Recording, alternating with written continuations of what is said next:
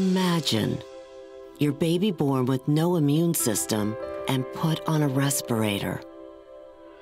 Imagine being told that your child is never leaving the intensive care unit because even though it would cost hundreds of thousands of dollars less to care for her at home, only hospital costs could be reimbursed.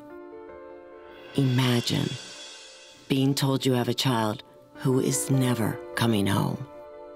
That is what happened to Julia, and that is what transformed her mother.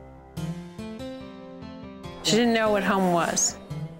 She knew she wanted to leave the ICU. I was going to get her home by hook or by crook, and I didn't care what it took. Margaret Nicole did just that.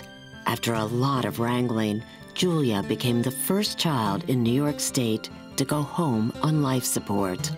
And Margaret and her husband Eve have to have been the first parents ever to weld a stroller together so it could carry 85 pounds of equipment. There was no keeping that kid home once she blew out of the hospital because freedom was so important to her and this life was so important.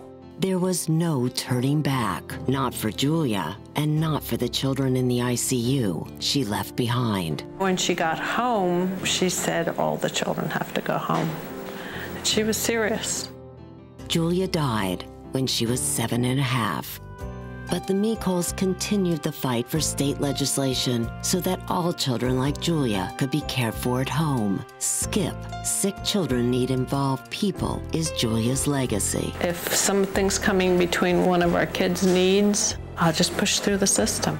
Margaret started SKIP in 1983. Since then, she has helped more than 7,000 families through the bureaucratic labyrinth that comes with home care for children with special needs. When you see a young child in the context of a hospital versus a young child in the context of home, it just makes so much sense. It's not something that you sort of have to ponder, is this the right thing to do? Everyone deserves a family and everyone deserves a home. And it's kind of simple, and I'm kind of simple stupid, and it just makes sense. Like Janiyah.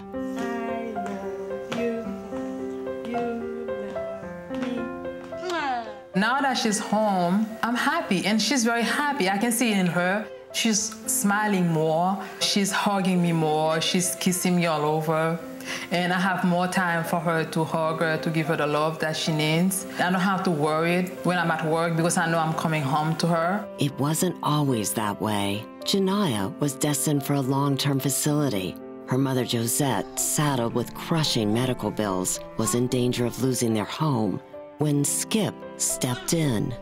Margaret and her caseworkers navigated insurance and Medicaid and cut through a maze of agencies and services to find solutions.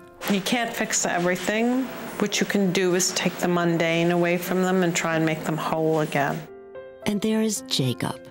Told that Jacob might only have months to live, his mother Amy wanted to get him home, and then found out she couldn't because her insurance company refused to pay for round-the-clock nursing care. I was stunned, had no idea where to go, who to turn to.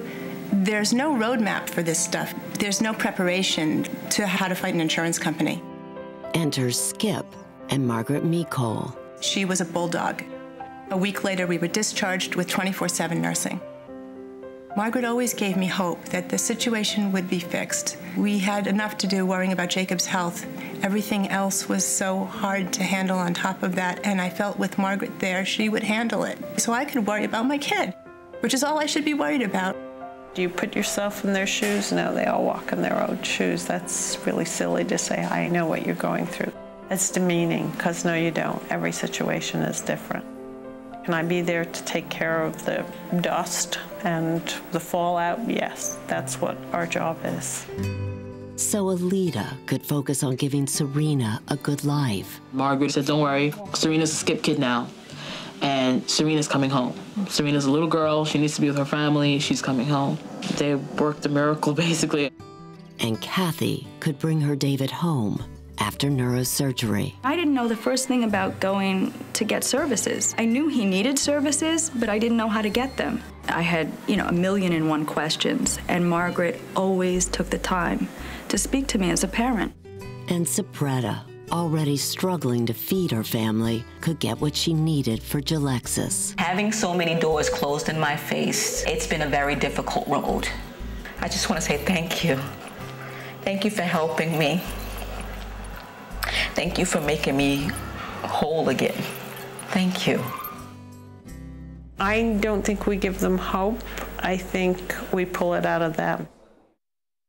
Jacob, the baby who wasn't supposed to make it through his first year, is now 14 and thriving. As for his mother, He's unbelievable. I appreciate every second with him, and I don't take it for granted.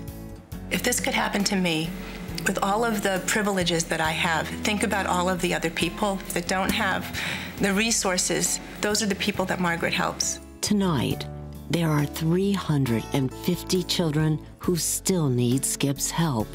These are not services you can necessarily wait for. It's a nightmare. The waiting list haunts me. With your support and Margaret and Skip on their side, those children can begin to find their way home. We're safe, we're strong, we're